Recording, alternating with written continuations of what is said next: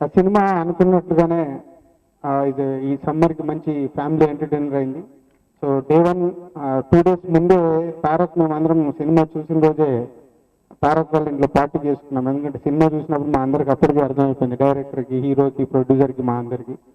So అలాగే morning show నుంచి release అయిన మార్నింగ్ షో నుంచి సినిమాకు సూపర్ డూపర్ హిట్ టాక్ రావడం, ఎస్పెషల్లీ సెకండ్ హాఫ్ గురించి ప్రతి ఒక్కరు ఆడిటోరియంలో సినిమా ఒక 2-3 times థియేటర్కి వెళ్ళి చూడడం జరిగింది.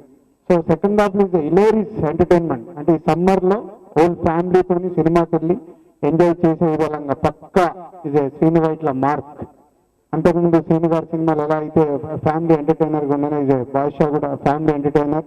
సో హోల్ ఫ్యామిలీతోని వెళ్ళి ఎంజాయ్ చేయొచ్చు. ఇంకా ఎన్టీఆర్ లాస్ట్ బృందావనం నుంచి ఇది వెయిటింగ్లో ఉన్నాడు, ఒక మంచి సక్సెస్ రావాలని.